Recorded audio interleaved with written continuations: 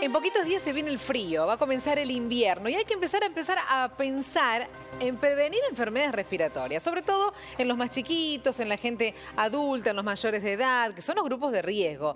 Porque, bueno, vías respiratorias superiores, vías respiratorias inferiores. Y la pregunta es, ¿cómo prevenimos? Con las vacunas. Pero, ¿qué vacunas hay que colocarse para prevenir o por lo menos para que sean más suaves las enfermedades de invierno? Para eso consultamos al doctor Matías Marín, así que le vamos a dar la bienvenida para que nos ayude y estemos preparados para el invierno. Doctor, buen día, bienvenido. ¿Qué tal? Buen día, Mercedes, buen día a toda la audiencia. Un placer tenerte. Pregunta que te hacemos quizás todos los años, pero viste que por ahí nos olvidamos de un año al otro. Uno en verano se relaja, te olvidas de estas enfermedades, pero ahora ya empezamos a ver, viste, con las alergias, empezamos a pensar en los resfríos, en las gripes. ¿Qué vacunas tenemos que colocarnos, doctor? Bueno, efectivamente, como decías al inicio, hay vacunas que son para prevenir o disminuir por lo menos la gravedad de estos cuadros respiratorios, sobre todo, que son los más frecuentes en esta época, como son la clásica vacuna de la gripe y la de la neumonía. A ver, no es que toda la población tiene indicación de vacunarse, pero sí hay recomendaciones para niños menores de 5 años, que lo tienen incluido dentro del calendario de vacuna, y mayores de 65 años. Ellos, con o sin antecedentes. Sí o sí. Después, en el medio... Claro. Sí. No, los que nombraste se lo tienen que poner.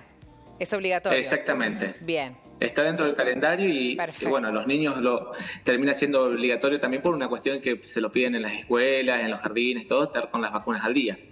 Después, el resto de la población se recomienda para aquellos que tienen alguna enfermedad crónica, como ser diabéticos, tener sobrepeso u obesidad, tener problemas cardiovasculares o alguna enfermedad oncológica. Se recomienda también estar vacunado para la gripe y la de la neumonía. En la población general adulta sana, la de la neumonía no aporta mayores beneficios porque no es una enfermedad o una infección que sea tan frecuente como si pasa en niños o en mayores de 65 o aquellos, como decía, que tienen otros problemas de salud. Ah, bien esa aclaración. Bien. La de la gripe, si bien por una cuestión de calendario está destinada también a la población de riesgo, que es la que nombrábamos, también trae beneficios en el resto de la gente. Y siempre está la opción de poder vacunarse a través de la cobertura médica que tienen. Claro, claro, porque esa es gratuita, la gripe es gratuita para la población de riesgo. Para población de riesgo, para menores de 5 años y para mayores de 65 años. Esa es gratuita. El PAMI también le entrega a sus afiliados siempre y hay distintos obras sociales que les avisan también a los afiliados, tengan o no tengan factores de riesgo, que disponen de la vacuna a través de su obra social. Eso siempre está bueno. Doctor, ¿este es el momento indicado para ponerse estas vacunas? Estamos en mayo, falta un mes y pico para que empiece el invierno. ¿Estamos todavía a tiempo? Sí. ¿Cuándo se recomienda colocar estas vacunas? Siempre se recomienda a partir de marzo, abril, que es cuando empiezan a llegar las vacunas nuevas. No se olviden que son vacunas que todos los años se modifican de acuerdo a la prevalencia que haya de la cepa en el caso de la gripe. Claro. Entonces siempre se esperan la llegada de las nuevas vacunas y se prefiere antes de empezar el invierno, digamos, para estar más preparados. ¿Qué hacemos con el COVID? Así que con el COVID, bueno, en lo que es la parte de manejos no hubo modificaciones. Hace poquito el Ministerio volvió a insistir con el tema de la vacunación. Hay una parte de la población que llegó a tener 3 vacunas y después no se vacunó más. Entonces se está priorizando, digamos, de que la gente vaya a vacunarse, y en aquellos que tienen factores de riesgo, estos mismos grupos etarios que también estábamos hablando, se sugiere hacer la vacunación cada 6 meses para mantener un refuerzo, independientemente de la cantidad de vacunas que ya lleven puesto. Doctor, hablábamos del frío, del invierno. En general, las enfermedades más comunes son las de vías respiratorias, tanto superiores como inferiores. ¿Cuáles son las enfermedades más comunes de superiores e inferiores y cuáles son las de más gravedad o las más complejas? Bien, mayoritariamente los cuadros suelen ser virales. en todos los grupos etarios, la mayoría suelen ser cuadros virales y se autolimitan en poquitos días. El tratamiento suele ser sintomático y estamos hablando de los cuadros congestivos, digamos, la típica rinitis, la congestión nasal, tos, estornudo, eso. Siempre, la mayoría tienen inicios muy similares en sus síntomas y al cabo de 72 horas empiezan como a definirse bien qué tipo de infección puede ser. Bien. ¿Por qué? Porque después algunos terminan siendo bronquitis o traqueitis o cuadros de neumonía que empiezan solapadamente así y después uno con la evolución ve cómo fue avanzando, más allá del tratamiento que se instaure. Por eso siempre es conveniente, digamos, hacer la consulta, no automedicarse, sobre todo si uno está en estos grupos etarios así de mayor riesgo, porque puede estar, como quien dice, enmascarando o enlenteciendo a lo mejor un tratamiento correcto, digamos, para, supongamos, una neumonía.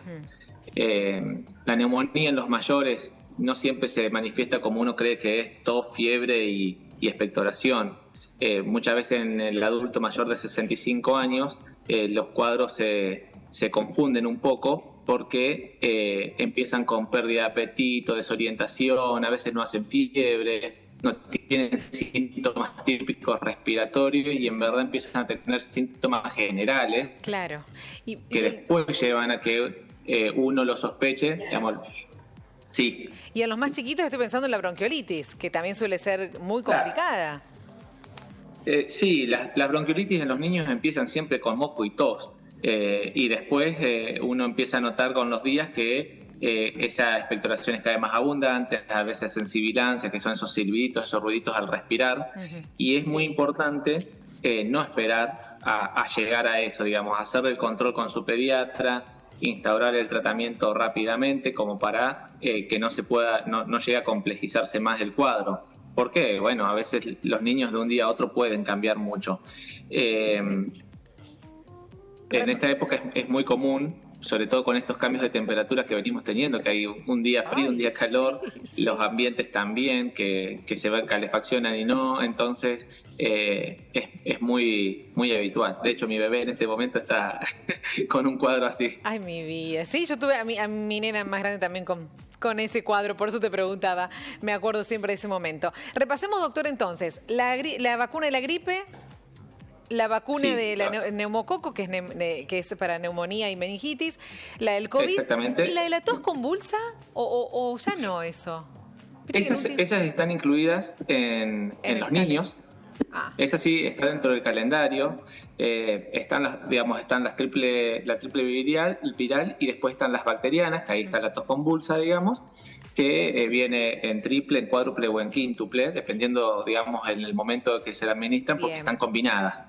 Bien, así que sí, claro. Sí, esas están incluidas, siempre está en los niños, digamos. Una vez que pasó el COVID, ¿te acordás que había mucha preocupación porque la gente había dejado de vacunarse contra otras enfermedades? Como que nos habíamos relajado y era todo COVID.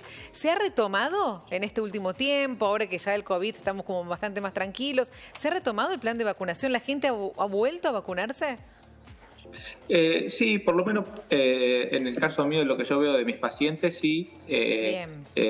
Han ido volviendo a las consultas, no solamente por la parte de vacunación, sino en general, digamos, a hacerse los controles. Y bueno, siempre uno aprovecha cuando tiene al paciente enfrente a recordarle y tratar de armarle un poquito de nuevo la agenda de su salud con respecto a si le corresponden o no vacunas, ponerlos al día un poco, los controles y todo, en fin.